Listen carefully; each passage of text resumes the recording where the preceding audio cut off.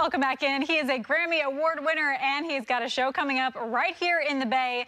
Fantastic Negrito has a comeback story we have got to hear. Joining me on the couch now is Xavier DeFripolis, known as Fantastic Negrito. Hi, Xavier. How's it going? Good. We're so excited to have you. I love the fit. This is so cool. You know, upcycle, nice. I'm all about upcycle, recycle, reuse, you know. Yes. There's enough manufactured clothing in the world, so I like to upcycle it. Well, the Bay is a great place to do that. Absolutely. All right, Grammy Award winner Xavier, tell me a little bit about your journey. My journey, where should we start? At the beginning. This is it'll be too long, man. Let's shoot these points out quick. I'm the 8th of 15 kids. Wow. My dad was 33 years older than my mother, so that makes me very old matter. Yes. I won't say the other word on TV. But, you know, ran away when I was 12, grew up in Oakland, hit the streets, and had a good time. Got a record deal when I was about much younger and prettier version of me. No. I used to be young and pretty.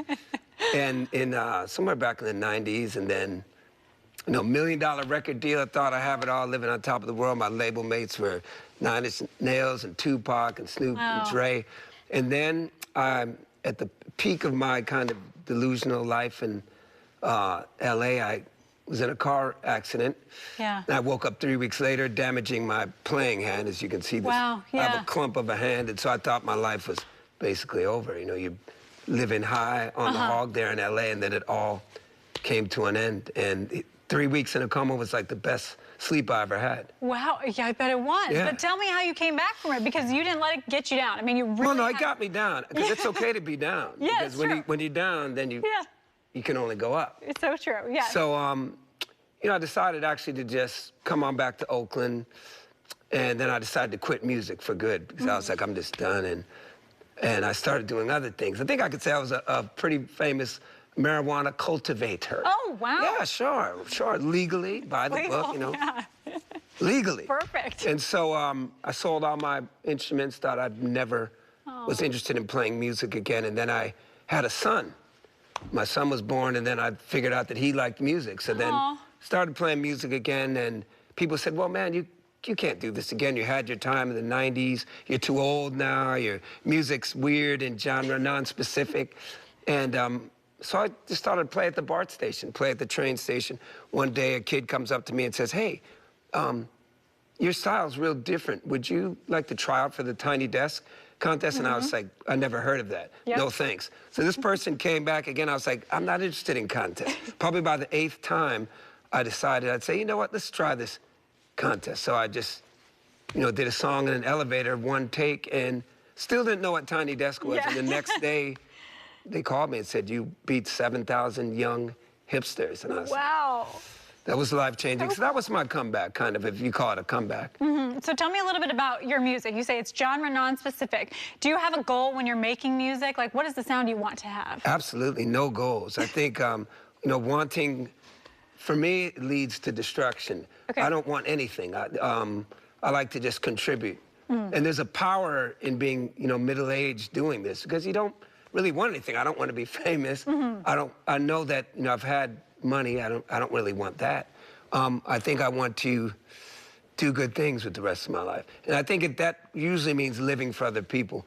It's probably a pretty un-American sentiment, but I like that.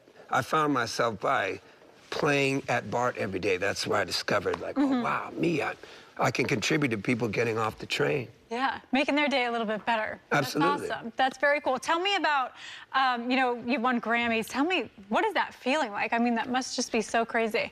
I think that, you know, you have to be grateful for everything. I don't get too happy, I don't get too sad. I mean, when I won, I think the last Grammy, when I came home and I washed dishes.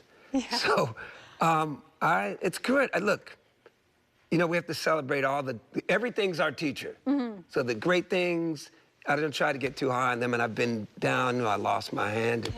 I just am here to be an example. And the exciting part about that now is like celebrating the 10th year of winning Tiny Desk. I think it's really an amazing platform for people who may not be in the mainstream or maybe get overlooked. So I don't know, goal. My goal now is my record label, Storefront Records, to put out other music other than myself, which is very hard. Wonderful. As Sting, I sat on his song for 4 years, and every time he saw me, he'd be like, what are you doing? But Yeah. it just takes time. I like stuff to be very organic.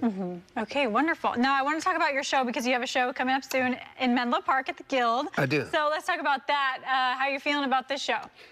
I love the opportunity to perform, and Yes. it's exciting. And I've been playing a lot outside the country. I think I've done 43 countries since Wow. winning Tiny Desk. Yeah, it's crazy, 43. gosh. My son asked me the other day, and we counted. And it's good to come back home.